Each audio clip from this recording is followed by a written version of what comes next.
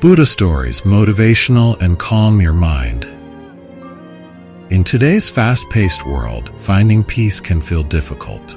However, the timeless wisdom of Buddha reminds us that true tranquility lies within.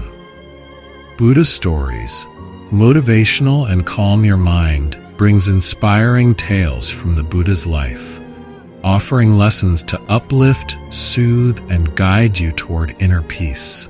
These stories help you overcome challenges, reduce stress, and find harmony, showing that calmness begins with the mind and has the power to transform your life. The parable of the burning house. Once, the Buddha was teaching his followers about the urgency of seeking enlightenment and freeing oneself from the cycle of birth and death, known as samsara. To illustrate his message, he shared the parable of the burning house. In a small village, there was a wealthy man who had several young children. He loved his children dearly, but he was often preoccupied with his work and possessions. One day, as the man was away from home, a terrible fire broke out, engulfing the house in flames. The fire spread quickly, and soon the entire house was ablaze. The man rushed back when he heard about the fire and found that his children were still inside, playing with their toys, completely unaware of the danger surrounding them. He called out to them, shouting, "Come out, children! The house is on fire! You must leave now." But the children, absorbed in their games, did not pay any attention to him or understand the danger they were in. Realizing that his warnings were not enough to convince them, the man decided to use a different approach. Knowing that his children loved playing with various types of toy carts, he called out to them, saying, "Children, outside, I have wonderful carts for each of you.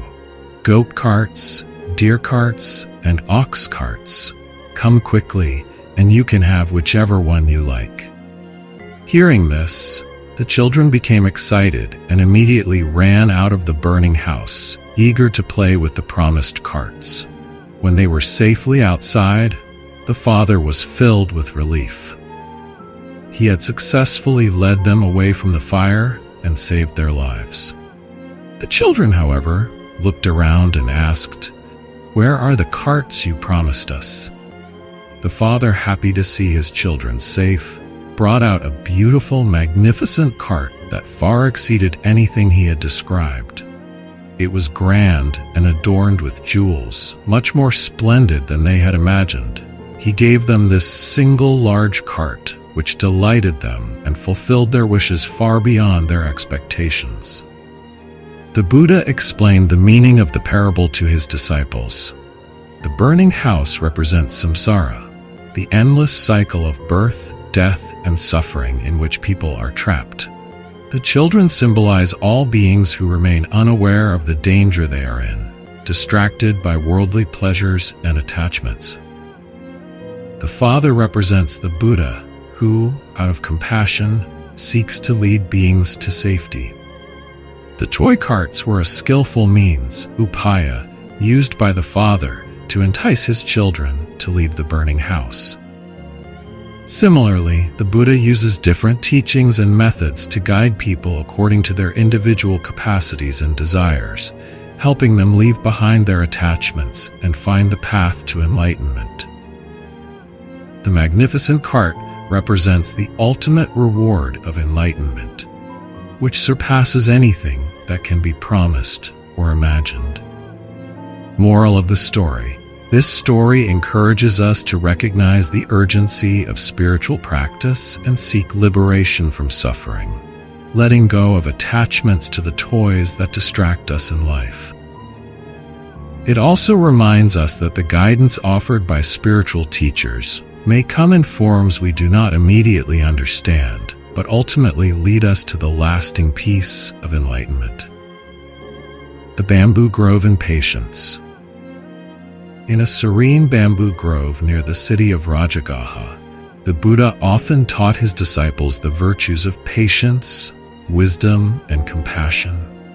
The Bamboo Grove Monastery, gifted to the Buddha by King Bimbisara, was a peaceful setting surrounded by lush bamboo and calm streams, an ideal place for practicing meditation and mindfulness. The Buddha would frequently take walks with his followers in this tranquil environment, sharing stories and teachings that emphasize the importance of inner calm and patience. One day, as the disciples sat under the shade of the bamboo, a young monk approached the Buddha with a question. He was struggling with feelings of frustration and impatience, particularly with other monks who did not seem as dedicated to their practice.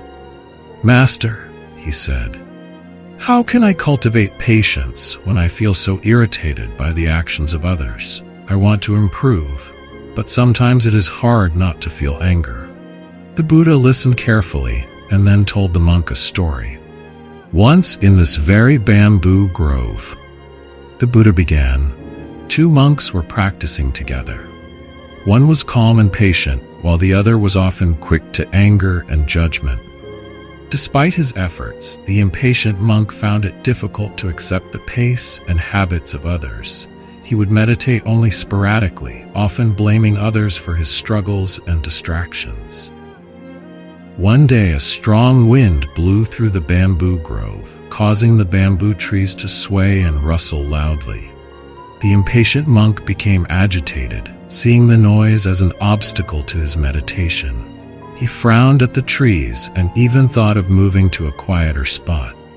The patient monk replied, "When we sit to meditate, we don't control the wind or the rustling bamboo. Instead, we have the power to control our reactions. The sound is just sound. It becomes a disturbance only if I allow it to disturb my mind." Patience is not about changing the world around us, but about changing our response to it. By cultivating inner peace, we can find stillness even in chaos. Later, the impatient monk asked his friend, "How could you remain so still and undisturbed by the noise? Doesn't it bother you?" The patient monk replied, "When we sit to meditate, we don't control the wind or the rustling bamboo. Instead, we have the power to control our reactions. The sound is just sound. It becomes a disturbance only if I allow it to disturb my mind." Patience is not about changing the world around us, but about changing our response to it. By cultivating inner peace, we can find stillness even in chaos. The Buddha paused and looked at the young monk. "You see, patience is like the bamboo itself," he explained. Bamboo sways with the wind, bending without breaking, and in doing so it remains resilient. In the same way, a patient person bends to life's challenges without breaking under frustration. Patience is not passive, it is a strength, a quiet resilience that allows us to respond without anger or distress. The young monk nodded, understanding that true patience comes from within. He realized that to be like the bamboo, he needed to accept both his own imperfections and those of others. Instead of letting irritation consume him, he would work on bending with life's winds and finding peace amid life's noise. Moral of the story. The story of the bamboo grove and patience teaches that patience is a form of inner strength, not a weakness. True patience is not about waiting for others or the world to change, but about transforming our own reactions. Like the bamboo that sways in the wind, we can learn to adapt and remain steady, finding peace amid life's disturbances. This tale reminds us that by cultivating inner calm, we can handle external challenges with grace and resilience, ultimately leading to a peaceful and composed mind. The story of the lost ox. Once, there was a devoted young monk who was eager to reach enlightenment. He had been studying under his master for many years and had made great progress in his practice. However, he often felt restless and frustrated, sensing that something was missing. He approached his master one day and confessed his worries. "Master," he said, "I have meditated for years, studied the teachings, and followed every instruction. yet I feel like I am not any closer to enlightenment. Why is this happening?" The master looked at his disciple with understanding and offered him a simple story. "Let me tell you about the man and his lost ox," the master began. In a small village, there was a farmer who had an ox that he loved dearly. This ox was not only his helper in the fields, but also his companion. One day, the ox wandered off into the forest and became lost. The farmer, deeply attached to his ox, began searching everywhere, day and night, to find it. He felt anxious, desperate, and incomplete without his faithful friend. After days of searching, the farmer finally found the tracks of the ox. Seeing the tracks, his heart filled with hope. He followed them deeper and deeper into the forest, through rivers, hills, and dense thickets, never giving up. The journey was challenging and tiring, but he persevered, knowing he was getting closer. Eventually, he caught a glimpse of the ox grazing peacefully in a meadow. Relieved and filled with joy, he quietly approached and carefully guided the ox back home. With the ox by his side again, the farmer felt whole and at peace. No longer was he searching or longing, for he was reunited with what he had lost. The master paused and then said to the young monk, "This ox represents your true nature, your inner self. In the beginning, you may feel like something important is missing in your life, and you search for it outside yourself. But as you go further in your practice, you begin to find signs, insights, and glimpses of the truth within you, like the tracks of the ox."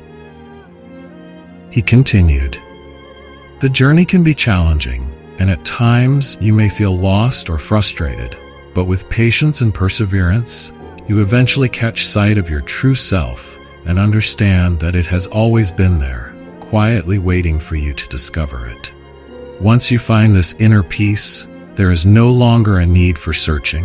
You feel complete, just as the farmer did when he was reunited with his ox." The young monk listened carefully, realizing that his frustrations were a natural part of his spiritual journey. He understood that enlightenment was not something that could be forced or rushed, but was rather a gradual process of discovering his true nature.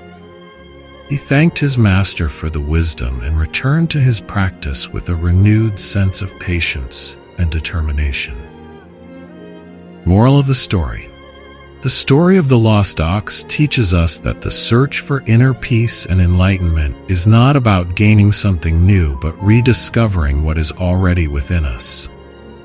Like the farmer searching for his ox, we may experience moments of frustration and feel lost. But with persistence, we eventually reconnect with our true selves. This story encourages patience, resilience, and trust in the process, reminding us that inner peace and wholeness are achieved by looking inward, not outward.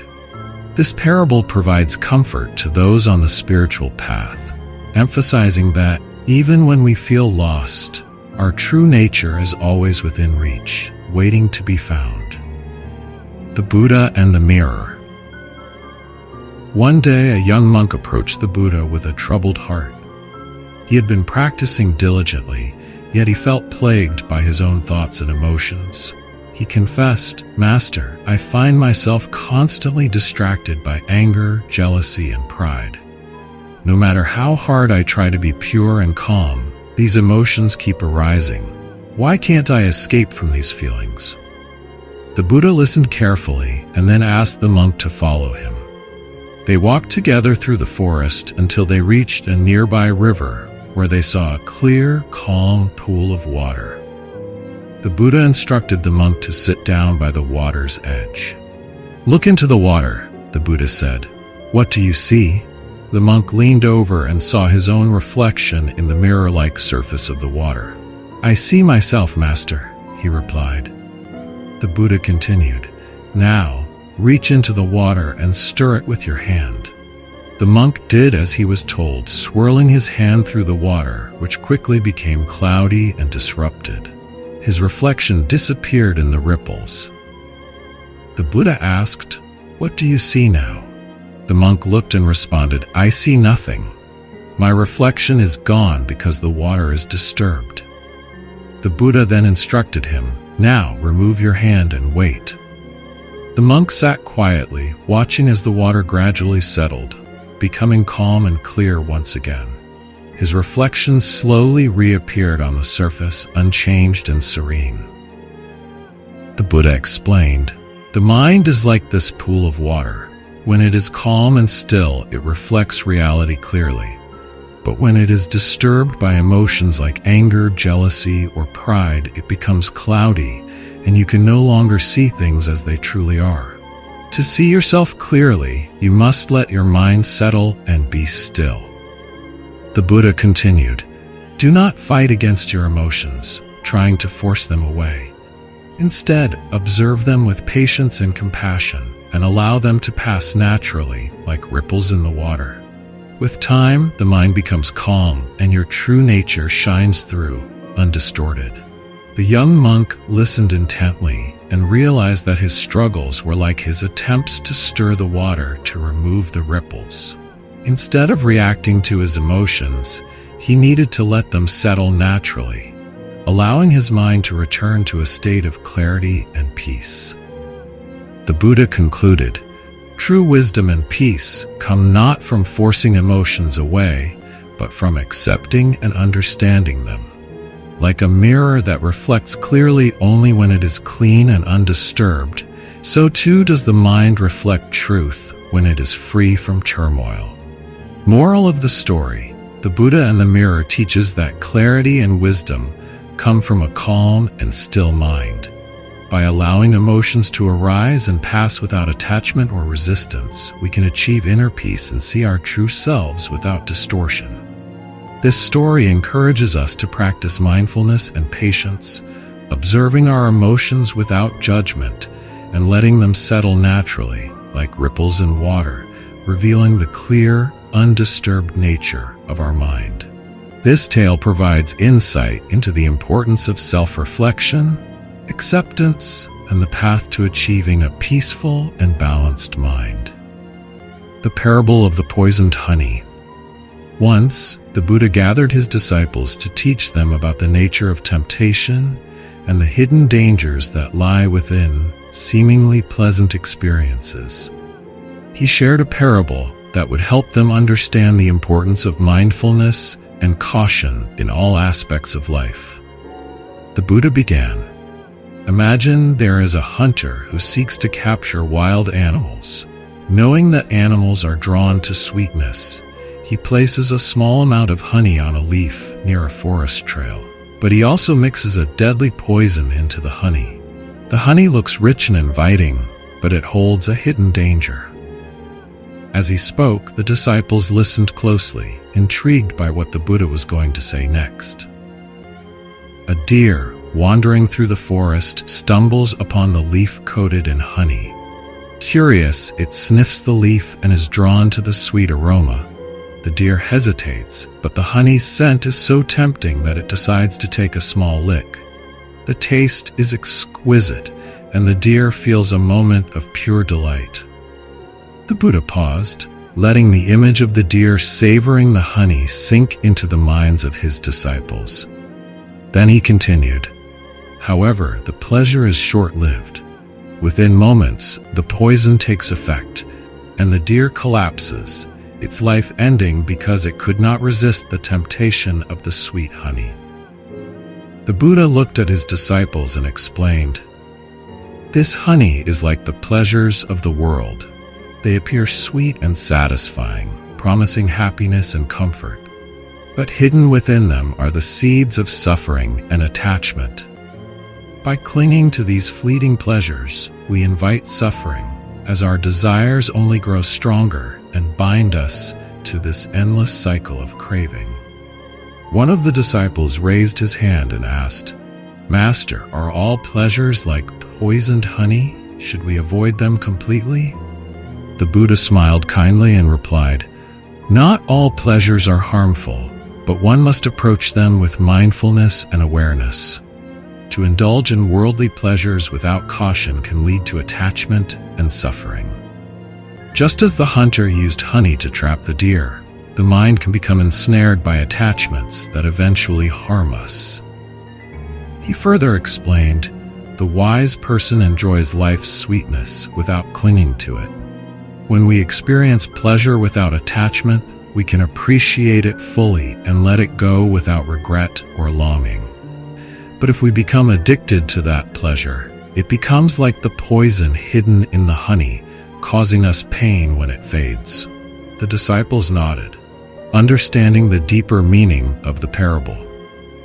They realized that the key was not to avoid all pleasures, but to remain vigilant and avoid being attached to them, recognizing the impermanence of all experiences.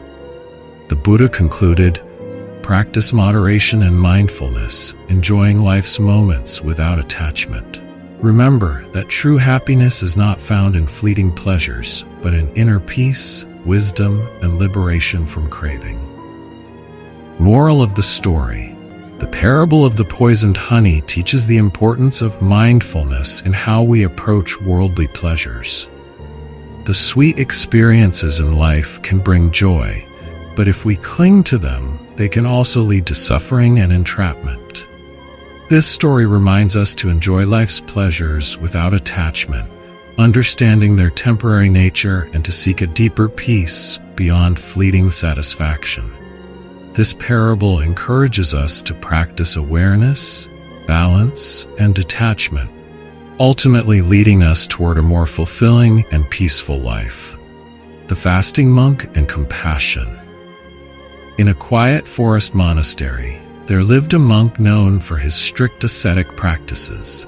His dedication to fasting and meditation was admired by many, and he believed that by abstaining from all worldly pleasures and restricting himself to the bare minimum, he would attain enlightenment. The monk's practice of fasting was extreme. He would go for days without food, only taking water to sustain himself. Though his body grew thin and weak, he remained resolute, thinking that denying his physical needs would free him from all desires. One day, as he sat in meditation near the monastery entrance, a young boy passed by with a small bundle of food. The boy noticed the monk's frail appearance and stopped. He looked at the monk with concern and asked, "Sir, why are you so thin and tired? Have you not eaten?" The monk replied, "I am fasting to free myself from worldly desires. Food is a source of attachment, and by abstaining from it, I hope to reach enlightenment." The boy, innocent and compassionate, looked down at the bundle of food he was carrying. It was his family's meal, but he felt a deep empathy for the monk. Without a second thought, he offered the monk a portion of his food, saying, "Please, have some of this. It may not be much, but it will give you strength." The monk was taken aback. He hesitated, his mind torn between his practice of self-denial and the boy's genuine act of kindness. But looking into the boy's earnest eyes, he felt a warmth he hadn't felt in a long time, a reminder of human connection and compassion. Overcome by the boy's kindness, the monk accepted a small portion and ate. As he did so, he felt a renewed energy filling his body, but more importantly, a softening in his heart. In that moment, he realized that he had been so focused on his personal pursuit of enlightenment that he had forgotten the value of compassion and connection with others. The monk then pondered deeply, reflecting on his practices. He realized that while self-discipline was essential, so was compassion, for others and for oneself. True enlightenment, he understood, was not found through extreme self-denial alone, but through a balance of discipline and kindness.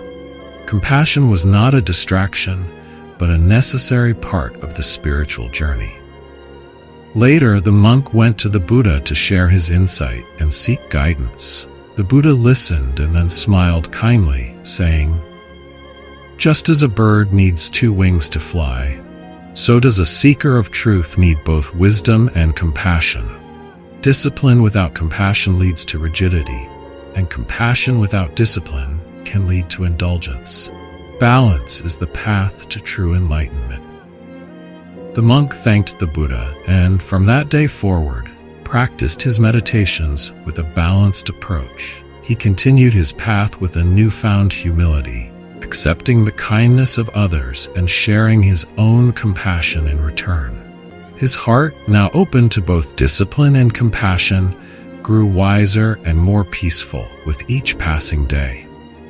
Moral of the story: the fasting monk and compassion teaches that true spiritual growth requires a balance between discipline and compassion. Self-denial and strict practices alone are not enough. We must also embrace kindness and understanding for others and ourselves. This story reminds us that compassion is not a weakness, but a strength that guides us toward a more holistic and fulfilling enlightenment. The story encourages a balanced approach in life, where self-discipline and empathy go hand in hand, helping us cultivate a deeper inner peace and genuine connection with others. The story of the generous king. Once in ancient India, there was a kind and wise king who ruled over his kingdom with compassion and fairness. He was known for his generosity and deep commitment to the welfare of his people. The king believed that it was his duty to use his wealth and power to help others, and he gave freely to anyone who needed assistance, whether it was food, shelter, or money. One day, a wandering sage arrived at the palace. Hearing of the king's generosity, the sage wanted to test him to see if his kindness was truly selfless. Disguised as a poor beggar, the sage approached the palace and asked for an audience with the king. The king welcomed the beggar warmly, offering him food and shelter without hesitation. The beggar thanked the king and then asked, "Great king, you are known for your boundless generosity. But tell me, is there anything you would not give if someone asked for it?" The king replied with conviction, "I would give anything that is within my power to give. I hold nothing back if it is for the good of others." The beggar, still skeptical, decided to test the king further.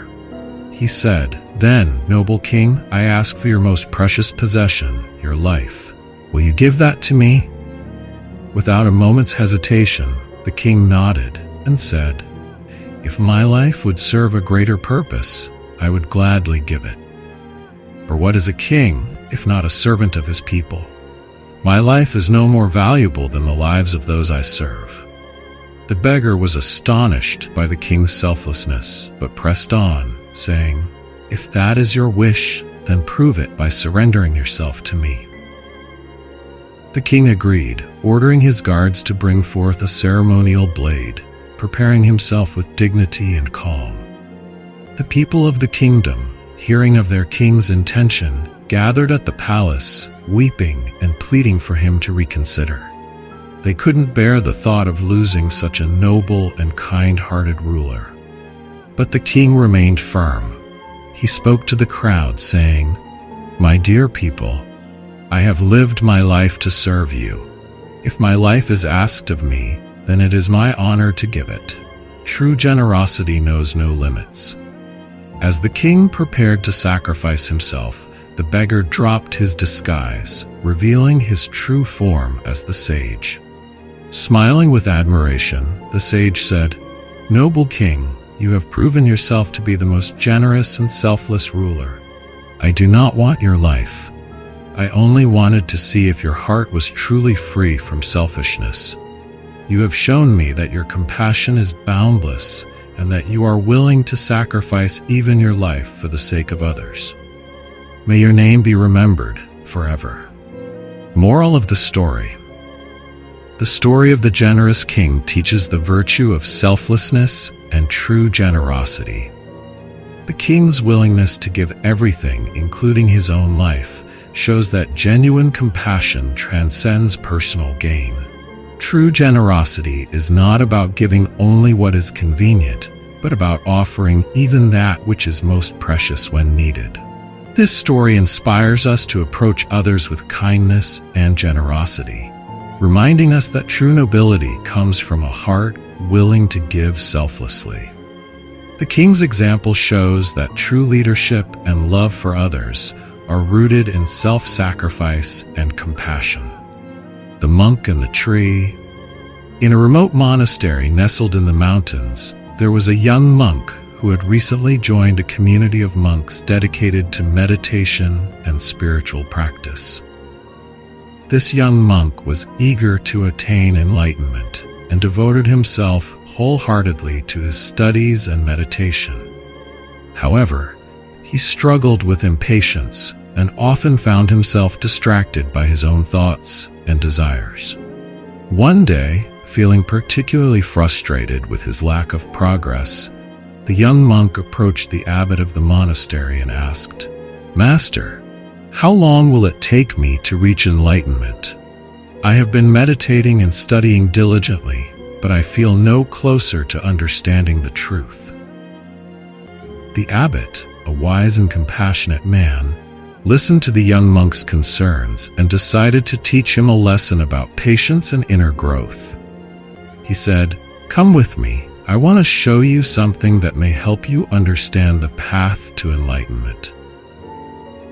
The abbot led the young monk through the forest surrounding the monastery until they arrived at a large, ancient tree. Its branches spread wide, providing shade and shelter to many creatures. The abbot motioned to the tree and asked, "Do you see this tree? How long do you think it took to grow to this size and strength?" The young monk looked at the tree, observing its thick trunk and wide canopy. "I suppose it must have taken many years, master," he replied. "But what does this have to do with my question?" The abbot smiled and explained, "This tree did not grow overnight, nor did it rush to become what it is today. It grew slowly, day by day, reaching deeper into the earth for nourishment and extending its branches to the sky. It withstood storms, droughts, and seasons of hardship, yet it continued to grow. Its strength and size are the result of steady, patient growth." The young monk listened intently as the abbot continued. "Enlightenment, like the growth of this tree, cannot be rushed. It requires patience, resilience, and dedication.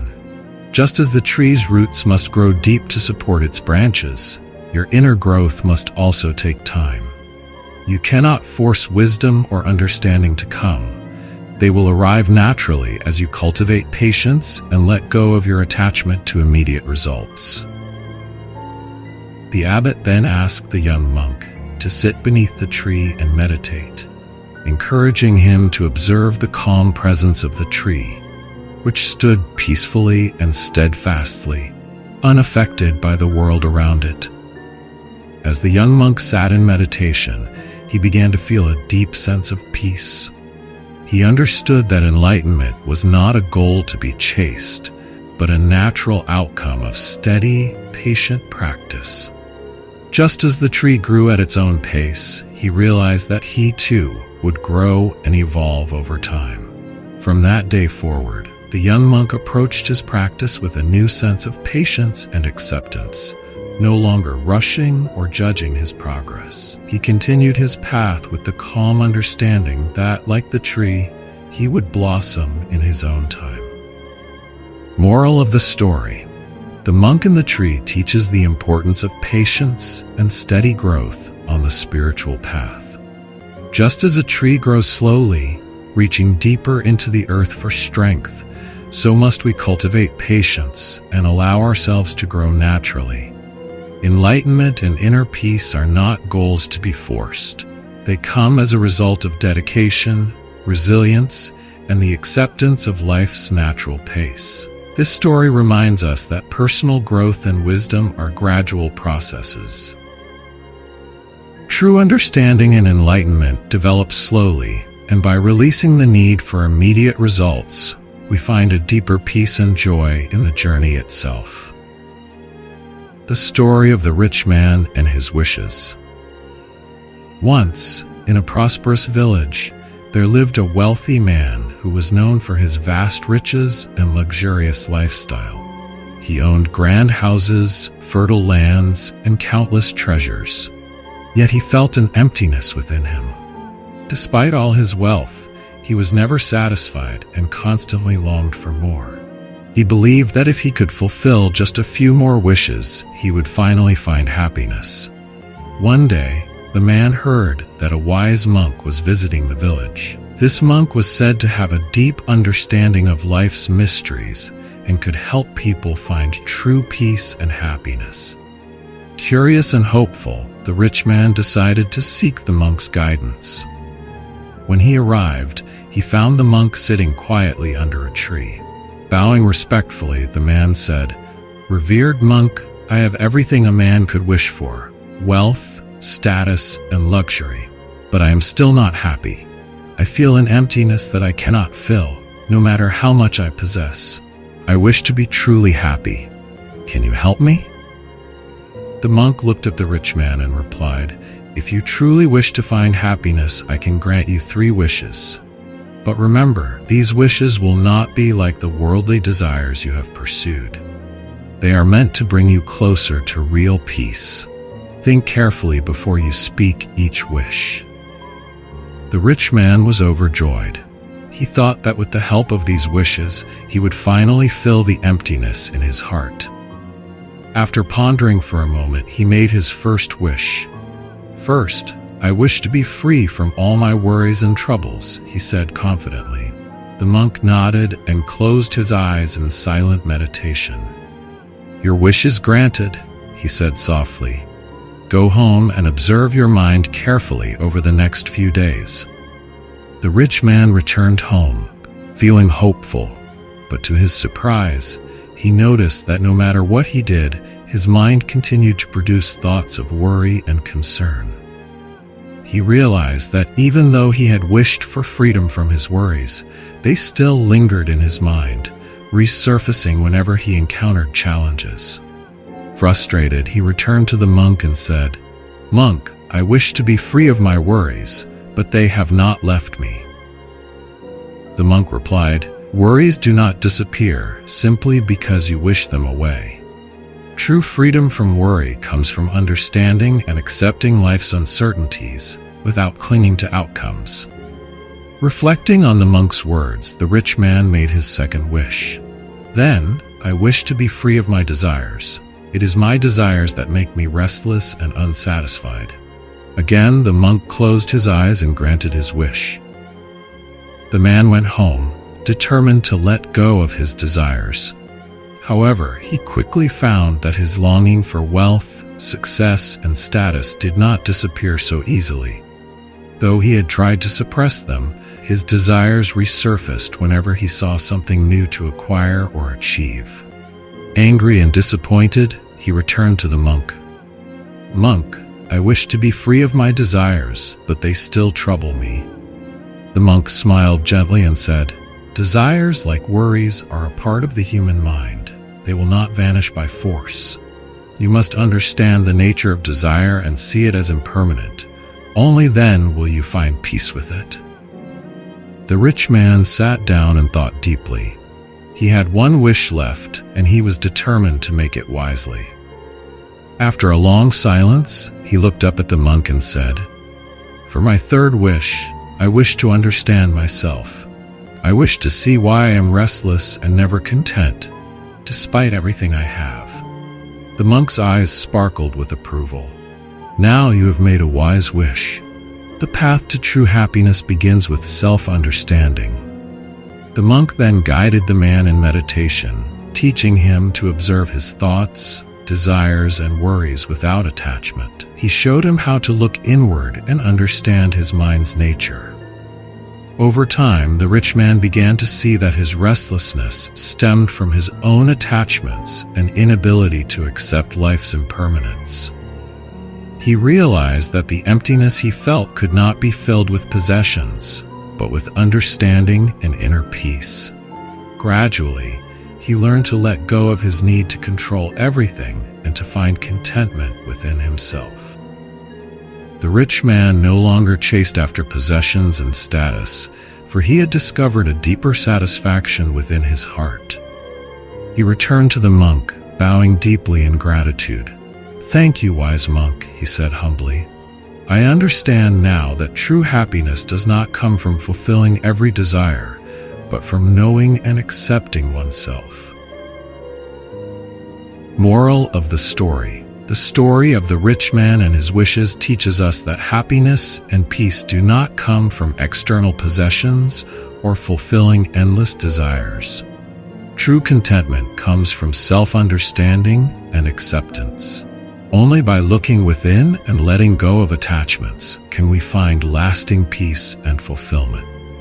This story reminds us to seek happiness within rather than through material wealth, guiding us toward a deeper inner contentment and tranquility. Story of the Buddha and the beggar. One day, the Buddha was sitting and teaching his disciples in a quiet grove when a beggar approached him.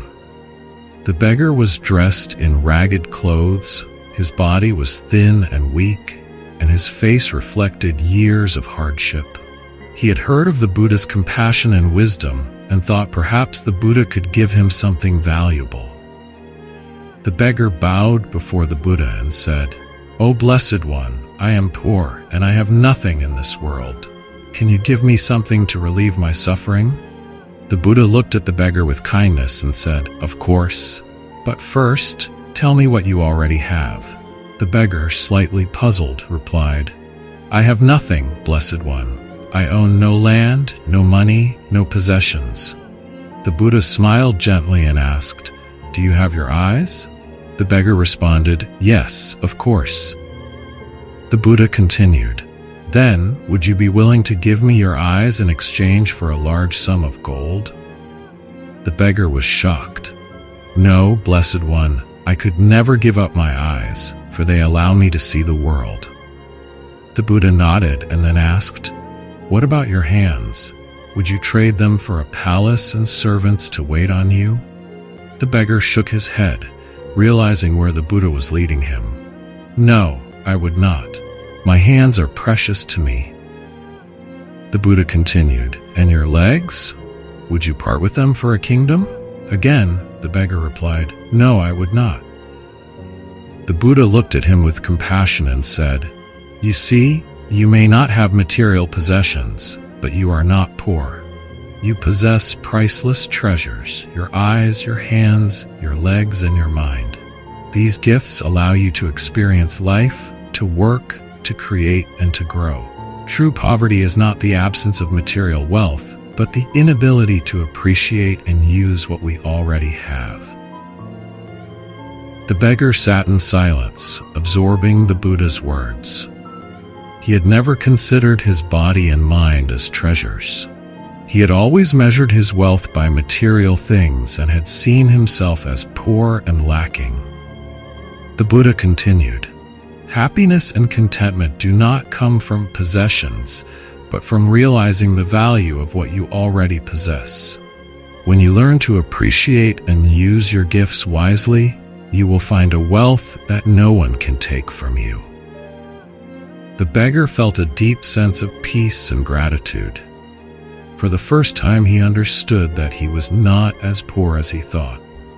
He thanked the Buddha for opening his eyes to the true wealth within himself and left with a new perspective on life. Moral of the story: the Buddha and the beggar teaches us that true wealth is not measured by material possessions, but by the ability to appreciate the gifts we already have: our health, our senses, our mind, and our capacity to love and grow. This story reminds us that contentment and happiness come from within, not from external things. When we shift our focus from what we lack to what we have, we discover a richness that cannot be taken away. This story encourages gratitude and self-awareness, helping us recognize the value in ourselves and the blessings we often overlook. Story of the Blind Men and the Elephant. In ancient times, a powerful king invited a group of blind men from his kingdom to his palace. The king wanted to show them an elephant, an animal that the blind men had heard about but had never encountered. The king thought it would be interesting to see how each blind man described the elephant, so he instructed his attendants to lead each man to a different part of the animal. The first blind man reached out and touched the elephant's massive side. He said an elephant is like a sturdy wall. The second blind man, who had felt the elephant's tusk, disagreed. He insisted, no, an elephant is sharp and smooth like a spear. The third blind man, touching the elephant's trunk, chimed in, you are both mistaken. An elephant is like a long, flexible snake. The fourth man, who had wrapped his arms around the elephant's leg, shook his head and said, it's clear to me that an elephant is like a tree trunk. The fifth blind man, feeling the elephant's wide flapping ear, exclaimed, an elephant is definitely like a fan. Finally, the sixth blind man, who held the elephant's tail, disagreed with all of them, declaring, this animal is nothing but a rope. Each blind man was convinced that his own experience was correct, and that the others were wrong. They began to argue loudly, each one sure that he knew the true nature of the elephant. The noise grew, and soon the king intervened to restore order. Smiling, the king said, my friends, each of you touched a different part of the elephant, and each of you is partly right. The elephant has all of these characteristics that you described, yet it is more than any single part. Each of you experienced only one aspect, but the whole truth is beyond what any of you perceived individually. Hearing this, the blind men fell silent, realizing that they had each seen only a fragment of the elephant, and that their limited perspectives had led to misunderstanding. When the Buddha told this story, he used it to illustrate a profound truth about human understanding. He explained to his disciples, in life, people see things from different viewpoints, shaped by their own experiences and perceptions. Each person holds a part of the truth, yet none can see the entire picture alone. Wisdom comes from realizing that others may see things we cannot, and that by listening to and learning from each other, we gain a fuller understanding of reality. Moral of the story: the parable of the blind men and the elephant teaches us about the nature of perception and the limitations of individual understanding. In Buddhism, it serves as a reminder of humility, open-mindedness, and the need to recognize our own partial views of reality. By respecting and learning from other perspectives, we can move closer to a more complete understanding of truth. This story encourages us to set aside rigid beliefs and to approach life with an open heart and mind. It highlights the importance of compassion and empathy, as we come to appreciate that every person's viewpoint contributes to the larger whole. Story of the Buddha and the Robe of Gratitude. One day, during the Buddha's travels, he arrived at a small village and decided to rest there with his disciples. The villagers, hearing of the Buddha's wisdom and compassion, came to pay their respects, bringing food and other offerings. Among the villagers was a poor man named Kalyana, who admired the Buddha deeply but had nothing to offer. Kalyana, who had lived in poverty his whole life, was a humble man with few possessions. All he owned was a simple, tattered robe he wore every day, but his heart was filled with love and gratitude for the Buddha. He desperately wanted to show his respect and devotion, even though he had nothing to give. That evening, as the Buddha sat with his disciples, Kalyana approached him with a shy smile. With great humility, he bowed before the Buddha, removed his only robe, and offered it to him as a gift. The Buddha took the worn, patched robe with reverence and grace. He could see the purity of Kalyana's heart and the sacrifice he was making. Though the robe was simple and old, the Buddha saw it as a precious gift of gratitude and sincerity. Smiling gently, the Buddha addressed his disciples. Do you see this robe that has been offered to me by Kalyana? Though it is simple and worn, it is given with a heart full of gratitude and respect. True generosity is not about the material value of what we give, but the love and sincerity with which we give it. He continued, Kalyana has given freely from what little he has, not for praise or recognition, but out of genuine gratitude. This is the spirit of true giving. The Buddha then decided to wear Kalyana's robe for the remainder of his time in the village, honoring the man's pure-hearted gift. The other villagers were moved by Kalyana's act of kindness and by the Buddha's acceptance of it. Inspired by this display of gratitude and humility, many villagers began to adopt a more generous and compassionate way of life. Seeing the happiness and transformation this act of gratitude brought, the Buddha encouraged his disciples, "When we live with gratitude, we discover true wealth within ourselves. Just as Kalyana has given me this robe with a grateful heart, we should all cultivate a spirit of gratitude in our own lives. In doing so, we realize that we have much to give, regardless of how little we may possess." Moral of the story: the Buddha and the robe of gratitude teaches us that the true value of giving lies in the intention and sincerity behind it, rather than the material worth of the gift itself. Gratitude and generosity are qualities that can be practiced by everyone, regardless of wealth or status. The story of Lord Buddha and the golden fish.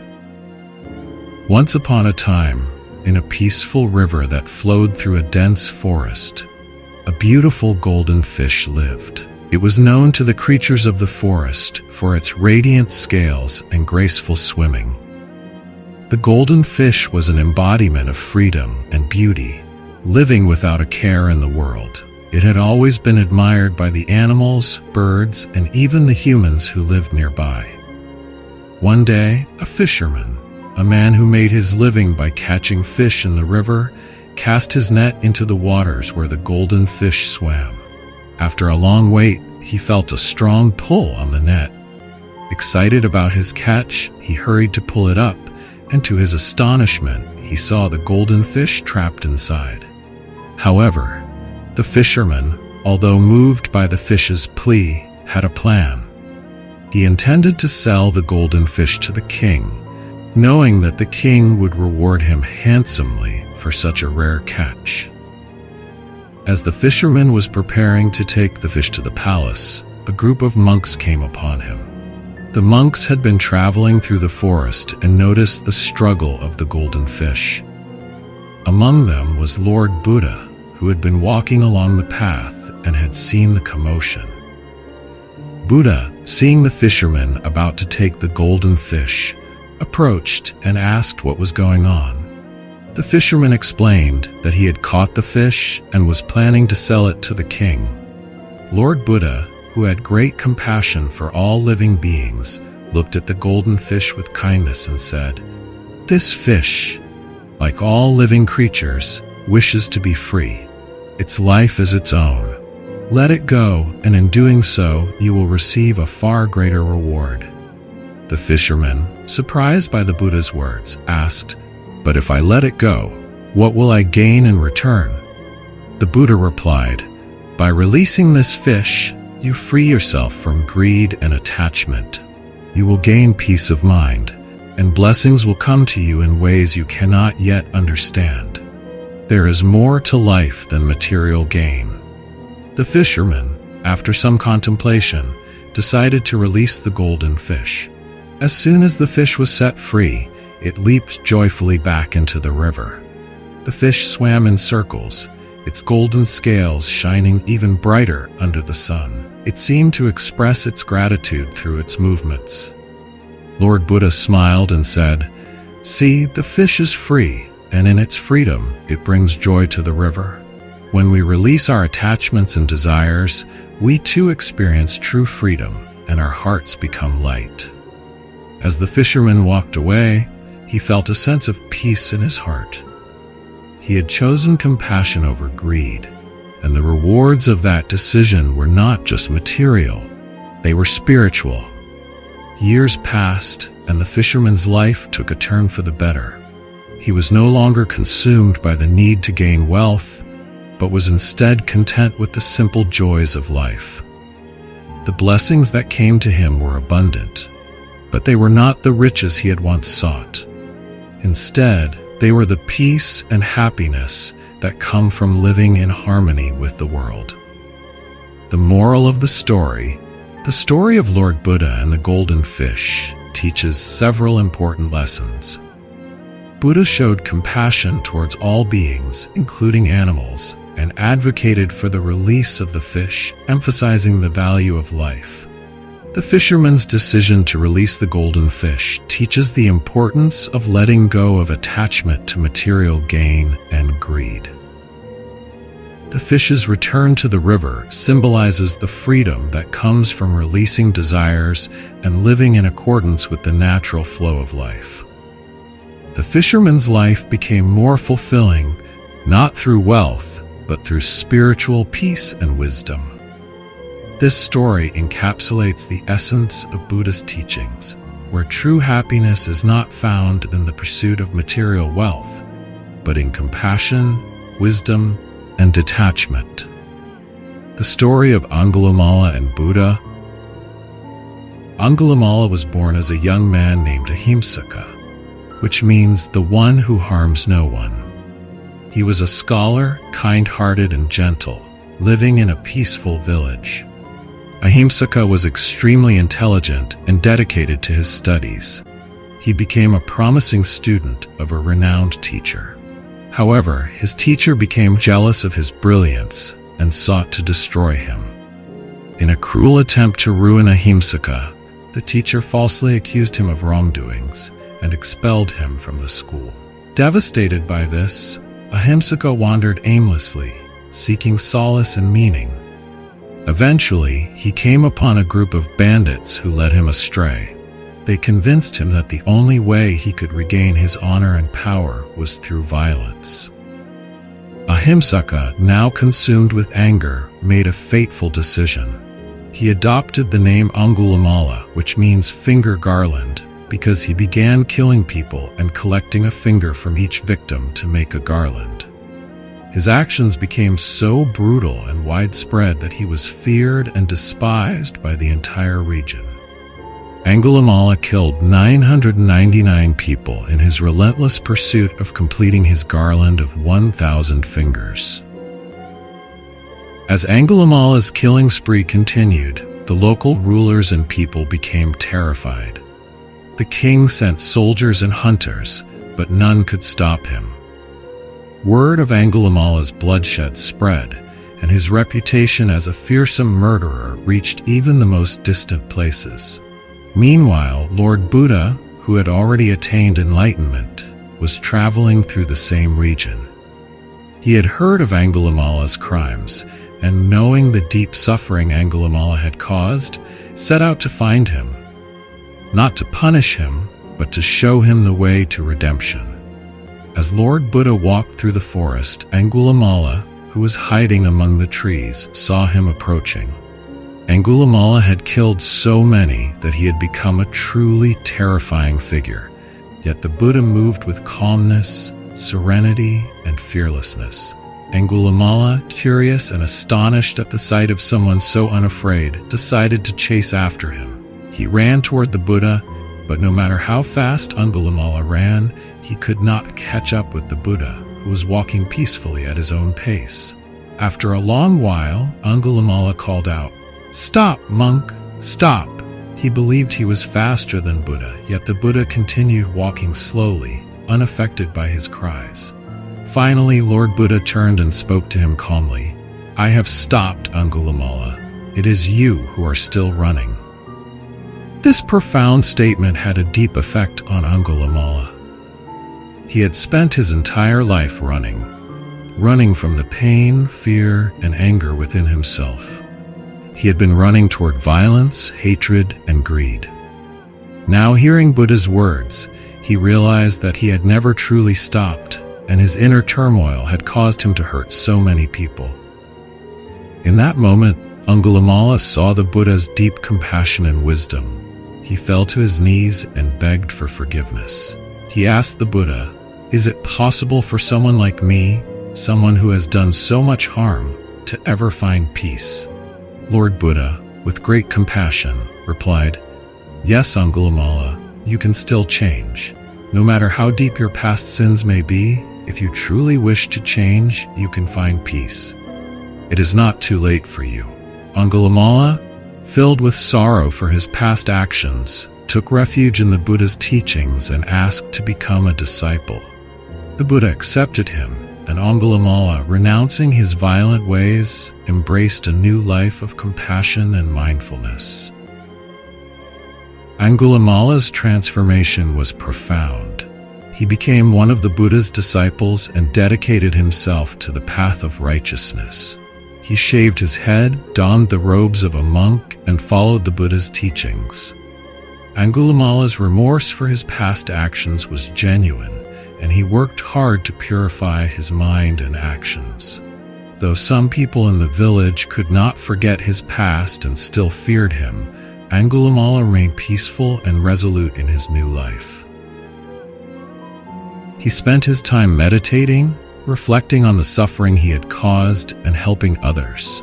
His past reputation did not define him anymore. One day, when Angulimala was walking through the village as a monk, some villagers recognized him and, out of fear, started shouting at him and throwing stones. They called him a murderer and a criminal. Angulimala, however, remained calm and unfazed. He did not retaliate or become angry. Instead, he turned to the Buddha and asked, "Master, I am now a monk, yet the villagers still fear me and scorn me. What should I do?" The Buddha replied, "If a person throws a stone at you and you do not pick it up, who does the stone belong to? It belongs to the person who threw it. Similarly, if people throw insults at you and you do not accept them, they belong to the ones who insulted you." This teaching helped Angulimala understand that he no longer needed to hold on to the hatred or fear others had toward him. His transformation was internal, and he was at peace with himself. Angulimala lived out the remainder of his life as a monk, fully committed to the path of enlightenment. He was eventually able to attain arahantship, the highest level of spiritual attainment in Buddhism, where one is free from all defilements and attachments. In his final days, Angulimala was calm and serene. He reflected on his past, deeply grateful for the opportunity to be transformed through the Buddha's compassion. He died in peace, leaving behind a legacy of profound redemption. The moral of the story. The story of Angulimala is one of the most powerful teachings in Buddhism, illustrating the potential for transformation within everyone. No matter how dark a person's past may be, redemption is possible through wisdom, compassion, and mindfulness. No one is beyond redemption. The story shows that even the most heinous criminal can change if they sincerely wish to do so. Compassion, forgiveness, and the desire for inner peace can lead to transformation. The power of the Buddha's compassion. Buddha's unconditional love and understanding helped Angulimala realize the possibility of change and peace. Buddha's compassion reached even the darkest parts of Angulimala's heart. Self-reflection and renunciation. Angulimala's journey emphasizes the importance of self-reflection, renouncing harmful ways, and embracing a path of peace. The nature of forgiveness. True forgiveness, both for oneself and others, is a key part of the Buddhist path. Angulimala's story teaches that one can be forgiven and find peace when they are genuinely remorseful and seek to change. In the end, Angulimala's life became a powerful reminder that it is never too late to turn away from harm and begin the path toward liberation and peace. Story: The Buddha and the Broken Bowl. Once, as the Buddha was traveling with his disciples, they came across a small village. The villagers were excited to see the great teacher and offered him food, shelter, and other gifts. Among the offerings was a beautifully crafted bowl, which the Buddha accepted graciously. The bowl was a gift of respect and admiration from a devotee, and the Buddha appreciated it, but he did not show any attachment to it. The bowl was used by the Buddha during his travels, and it became an essential part of his daily life. However, as time passed, the bowl began to show signs of wear. One day, while the Buddha and his disciples were resting in the forest, a small accident occurred. The bowl was accidentally knocked over and broken into pieces. When the disciples saw that the Buddha's bowl was broken, they were filled with concern. They rushed to the Buddha and expressed their sorrow. "Master," they said, "your beautiful bowl has broken. How can you use it now?" The Buddha, with a calm and serene expression, replied to them, "Why are you upset? The bowl is broken, but it does not matter. Everything is impermanent. Just as this bowl is subject to decay, so are all things in the world." The disciples were surprised by the Buddha's reaction. They had expected him to be distressed by the loss of the bowl, as it had been a valuable and cherished possession. But the Buddha, without attachment, was unaffected by the loss. He continued, "The bowl is just a material object. Its purpose was to serve me during my travels. Now that it is broken, it has completed its purpose. I have no need to grieve over it. Just as the bowl is replaced by another, so too are all things in life. Everything comes and goes, and it is through understanding this impermanence that we can truly find peace." The moral of the story. In the end, the Buddha's reaction to the broken bowl exemplifies the wisdom that all material possessions, including our bodies, are impermanent. Life itself is ever-changing, and by learning to embrace this impermanence and release our attachments, we can find greater peace and contentment. The Buddha's calm and equanimous response serves as a powerful reminder to focus on what truly matters: our spiritual growth, mindfulness, and inner peace. The story of the Buddha and the broken bowl is a beautiful illustration of the core Buddhist teachings of impermanence, non-attachment, and the path to enlightenment. The story of the Buddha and the snake. One day, as the Buddha was traveling with his disciples, they came upon a village near the edge of a forest. A young man from the village had heard of the Buddha's teachings and was determined to test him. He did not believe in the Buddha's message of compassion and nonviolence and thought that he could expose the Buddha as a hypocrite.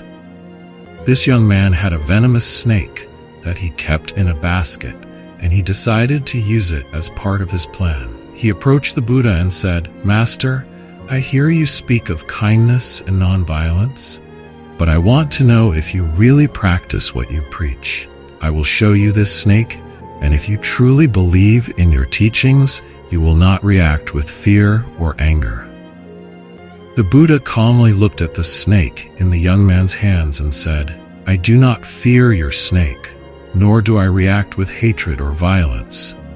I do not wish harm upon any being, no matter how dangerous or frightening it may seem."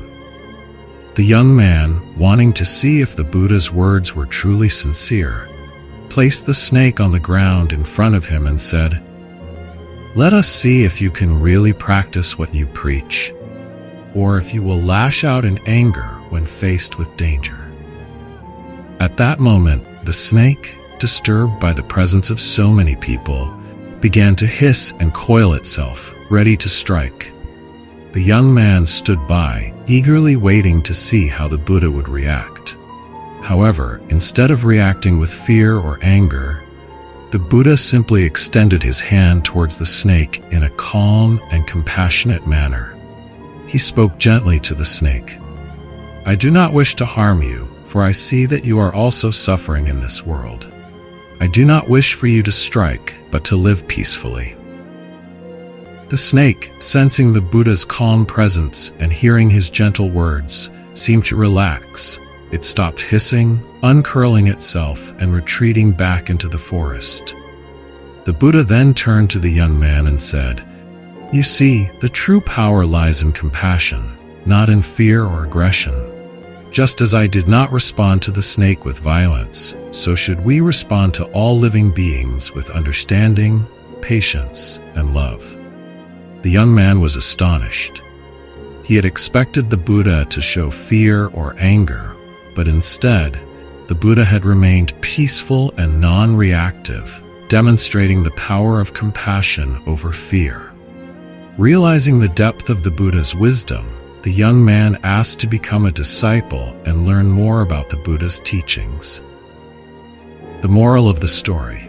The story of the Buddha and the snake demonstrates the Buddha's profound wisdom and his ability to respond to hostility with compassion and peace. It teaches us that the way to overcome anger, fear, and suffering is not through force or retaliation, but through understanding, patience, and love. By practicing these qualities, we can transform negative situations into opportunities for peace, just as the Buddha did with the snake. Story: The Buddha and the Hungry Tigress. In one of his previous lives, the Bodhisattva, the being destined to become the Buddha, was born as a prince in a royal family. He lived a life of luxury, but his heart was always filled with compassion for all living beings. The Bodhisattva was deeply concerned about the suffering of others, especially animals and those in need. One day, while traveling through a forest with his retinue, the Bodhisattva and his companions came across a starving tigress who was unable to find food. She had been searching for food for days, but had not been able to catch anything. The tigress was weak, and her bones were showing through her fur. She had several cubs who were also hungry and crying out for food. Seeing this sight, the Bodhisattva was filled with great compassion. He understood that the tigress was a mother, and her hunger was not just her own, but also the hunger of her young ones. The Bodhisattva could not bear to see them suffer. The prince immediately realized that the only way he could help was to offer himself as food for the tigress and her cubs.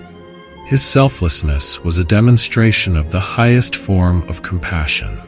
He said to his followers, "I will offer myself to the tigress so that she and her cubs may live." The Bodhisattva then laid himself down in front of the tigress, offering himself as food. He spoke gently to the tigress, "Take my life, for I would rather give myself to you than see you and your cubs die of hunger. May this sacrifice save you from suffering." As the tigress began to approach, something miraculous happened. The tigress, feeling the pure compassion radiating from the Bodhisattva, hesitated. Her hunger was intense, but she was moved by the Bodhisattva's selfless act. She did not immediately attack him. At that moment, the Bodhisattva's compassion was so great that the miracle occurred. The tiger could not bring herself to take his life. Instead, she seemed to feel the deep love and understanding from the prince, and she relaxed, retreating from the prince's body. The tigress and her cubs did not need to harm him. The Bodhisattva's act of offering himself, his pure compassion, and the deep love for all living beings caused a transformation in the situation. As a result, not only did the tigress refrain from attacking, but she and her cubs were also freed from their hunger. The Bodhisattva's compassionate act brought great peace to the tigress and her cubs, and the animals were able to live without suffering. The prince, although willing to give his life, was miraculously saved because of the powerful energy of love and compassion he embodied. The moral of the story. The story of the Buddha and the hungry tigress is a beautiful example of the Bodhisattva's compassion and his willingness to go to any lengths to help others. Through his act of self-sacrifice, the Bodhisattva shows us how to embody the highest ideals of compassion, love, and selflessness. The tale is a reminder that, through acts of love and kindness, we can transcend suffering and help bring peace to the world, even in the most dire of circumstances. The Farmer and His Troubles. Once upon a time, in a quiet village surrounded by lush fields and peaceful hills, there lived a hard-working farmer. Though he toiled day and night to provide for his family, the farmer always seemed unhappy. His crops sometimes failed, his livestock occasionally wandered away, and his neighbors often annoyed him. He carried a constant burden of worries and frustrations. One day, the farmer heard that the Buddha was visiting a nearby village. Known for his wisdom and compassion, the Buddha attracted people from all walks of life, seeking guidance and solace. The farmer decided to visit the Buddha to find a solution to his troubles. When he arrived, the farmer found the Buddha sitting under a large tree, surrounded by disciples and villagers. The atmosphere was serene, and the Buddha's presence radiated peace. The farmer approached the Buddha and bowed respectfully. "Revered one," the farmer said, "I am beset with troubles.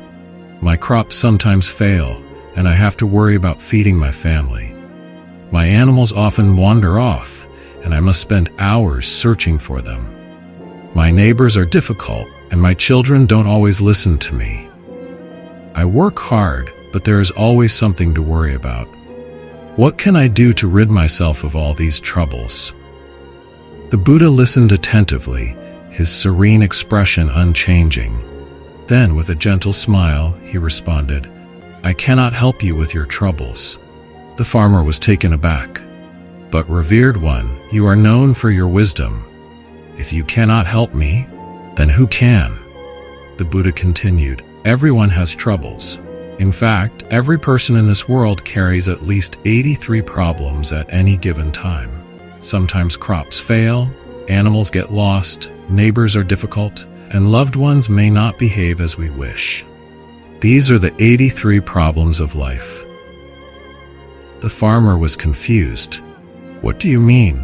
Are you saying I must live with these problems forever?" The Buddha nodded gently. "Yes, as long as you live, you will have 83 problems. Some may go away, but others will replace them. This is the nature of life." The farmer grew frustrated. "Then what is the point of seeking wisdom if you cannot help me with my problems?" The Buddha smiled again and said, "While I cannot help you get rid of your 83 problems, I can help you with your 84th problem." The farmer frowned. "What is my 84th problem?" The Buddha looked at him with deep compassion and replied, "Your 84th problem is that you think you should have no problems."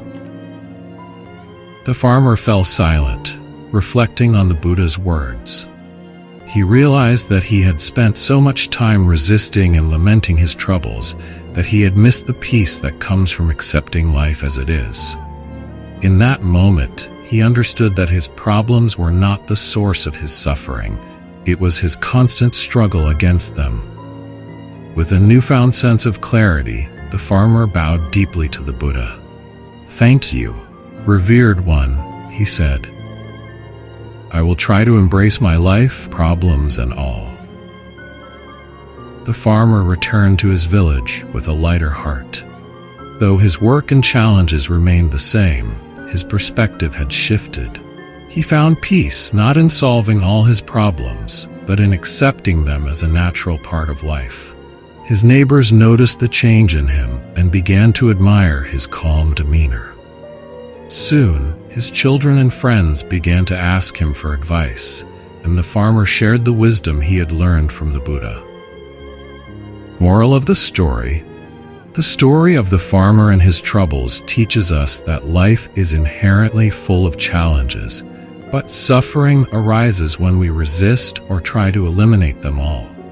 True peace comes from accepting the natural difficulties of life and letting go of the belief that we should live without problems. Wisdom lies in letting go. The greatest wisdom is learning to live in harmony with life's imperfections, finding peace within. This timeless Buddhist parable reminds us to shift our perspective and embrace life's ups and downs with grace and understanding. The Buddha and the Flower Sermon. One day, the Buddha gathered his disciples for a teaching.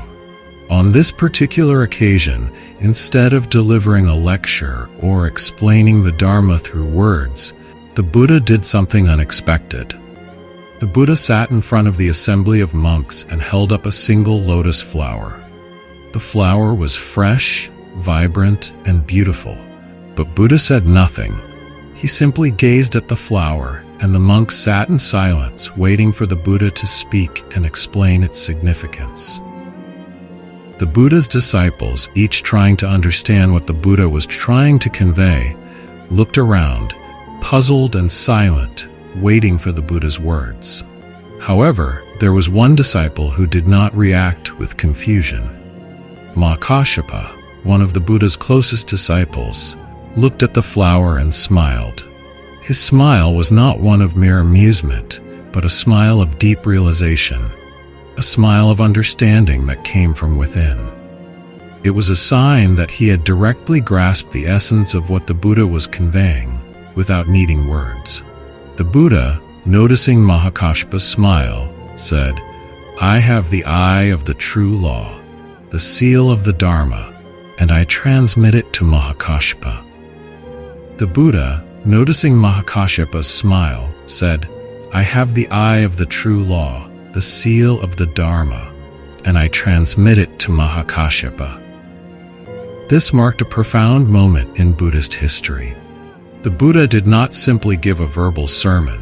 Instead, he transmitted wisdom in a form that transcended words, a silent transmission through the flower. Mahakāssyapa's smile indicated that he had understood the profound truth of the flower, not through intellectual understanding, but through a direct, intuitive realization. The moral of story: the transmission of Dharma beyond words. The flower sermon emphasizes that true wisdom and the essence of the Dharma cannot be fully captured by language or conceptual thought. The Buddha's silent gesture of holding up the flower was a direct transmission of his insight. Words and concepts are limited in their ability to convey the true nature of reality. Thus, the story encourages direct experience of wisdom beyond intellectual comprehension. Nonverbal communication. The Buddha's holding of the flower and Mahakāssyapa's smile symbolize a deeper form of communication, one that doesn't rely on words but on direct perception and intuition. In Zen Buddhism, this is known as mind-to-mind transmission, or direct pointing to the mind. It is a way of teaching that transcends logic and intellect, aiming at a direct experience of enlightenment. Zen and the direct experience of truth. The story is especially significant in Zen Buddhism, where emphasis is placed on direct insight and awakening, rather than reliance on scriptures or elaborate discourses.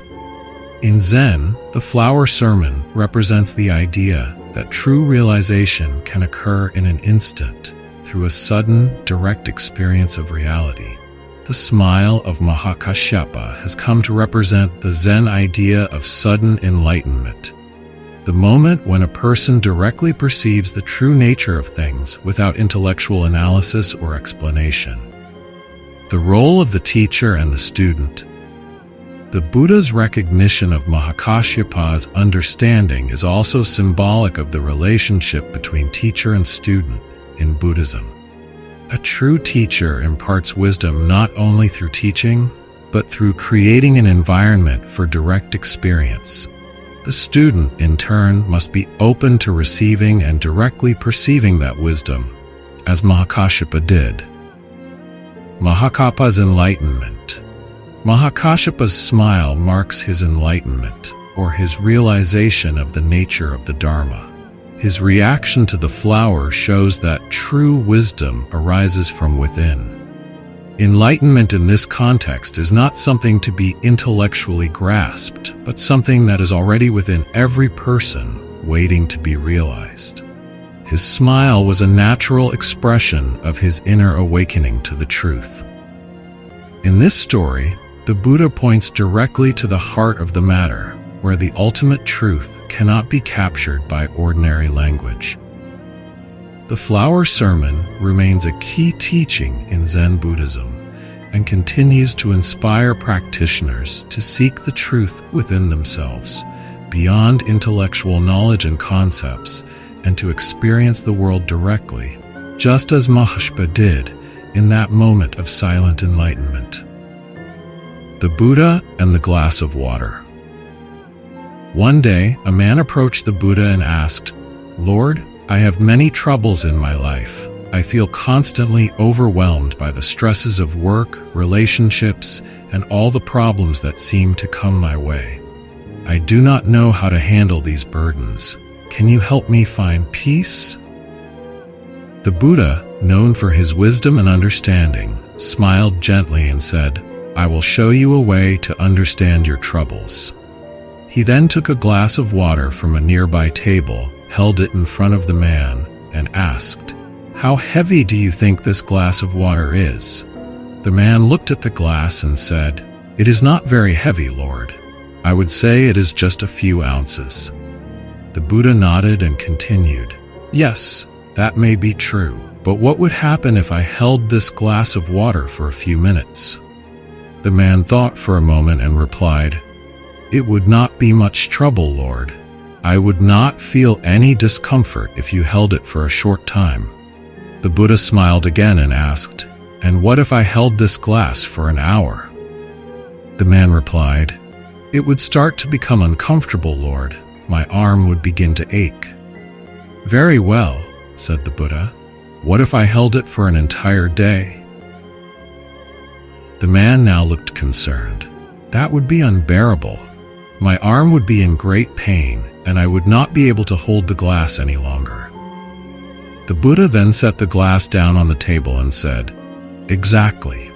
The glass itself does not change in weight, yet the longer I hold on to it, the more it causes me pain and discomfort. This is how it is with our worries, our anger, our anxieties, and our attachments. They are like this glass of water. If we hold on to them for a short time, they may not trouble us much. But if we carry them around for too long, they begin to weigh us down and cause us great suffering." The moral of story. The Buddha's teaching with the glass of water serves as a powerful reminder of the importance of releasing our burdens, whether they are worries, regrets, or negative emotions. By practicing mindfulness and non-attachment, we can let go of these heavy feelings before they overwhelm us. Life is full of challenges, but the Buddha's wisdom shows us that we can choose not to carry the weight of those challenges unnecessarily. The story encourages us to recognize that much of our suffering comes from holding on to things for too long. Like the glass of water, the weight of our troubles is often not as significant as it seems at first, but it becomes unbearable when we carry them for too long without letting go. Through mindfulness, we can learn to release them and live more freely, peacefully, and in the present moment. Thank you for joining us on this journey through the wisdom of Buddha. If you found these stories inspiring and helpful in calming your mind,